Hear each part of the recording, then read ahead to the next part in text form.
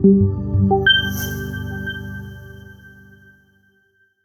right, guys, you know it's serious when I'm standing up. And so why it's serious today is that I'm going to be breaking down in my obesity medicine masterclass how to build a holistic obesity medicine program. And did you know that obesity isn't just about eating too much or exercising too little, right? It's a complex medical condition that involves genetics, hormones, and even mental health. And yet so many people are still stuck in the cycle of fad diets and quick fixes that we know don't work. So in this video, we're going to be diving into the science behind obesity medicine, what it is, why it's different from traditional weight loss approaches, and how it's transforming lives. By the end of this series, you will have a whole new perspective on what it takes to achieve sustainable weight loss management, both as a patient and as a clinician. All right, let's start with the basics.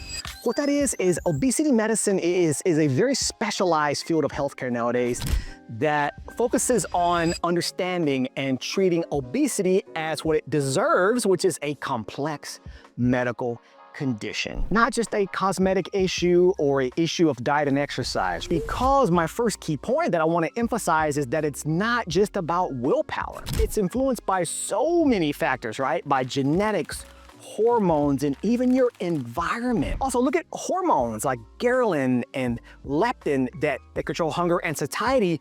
And when they're out of balance, it's so hard to lose weight. And so obesity medicine is a holistic approach that combines medical treatment with medications, surgery, lifestyle changes, mental health support, and personalized care plans. No one size fits all here, all right, guys? Most importantly, it moves away from the stigma of just eat less and move more, because if it worked, then why are we 80% overweight or obese here in the United States? I don't know. Instead, let's focus on evidence-based strategies tailored to the individual patient. So we need to look at factors that influence obesity, from genetics, hormones, mental health, the environment, and even cultural practices, right? We celebrate around food, we cry around food, we bring food to funerals, right? We need to change that relationship, which I'll get into later. But first, let's dive into the science behind obesity. It isn't just about calories in versus calories out, much more complex than that. So let's hop into the hormonal factors that we talked about a little earlier, which was leptin. Leptin is often called the satiety hormone, right? When it functions properly, it tells your brain that you're full, you're good. But in people with obesity, you've got resistance to leptin,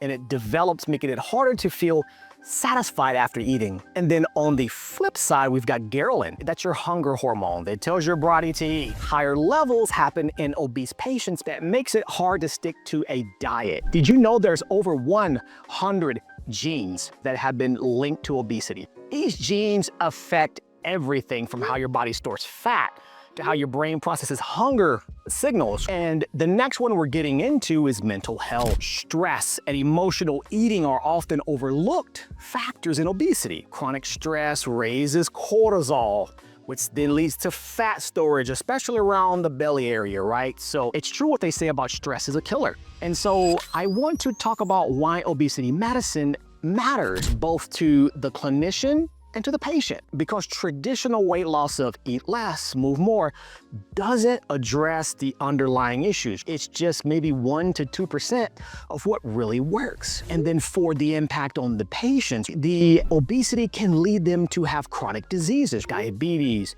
heart disease, and even certain cancers, especially osteoarthritis, which every pound you gain puts 4 pounds on your joints. And then treating obesity more effectively can prevent or even reverse these conditions, like prediabetes and insulin resistance can be reversed versus diabetes, right? And so as healthcare providers, we have the responsibility, and they said the duty, to offer evidence-based solutions that go well beyond the outdated advice that we've been giving over these decades. Because as more evidence come in, it showed that we need to treat the systemic condition and not just the symptom. I can tell you that a patient comes in and they said, you didn't just help me lose pounds, you gave me my life back. That made me feel amazing, and that lets me know that I'm doing the right thing. I want to bust some myths about obesity, right?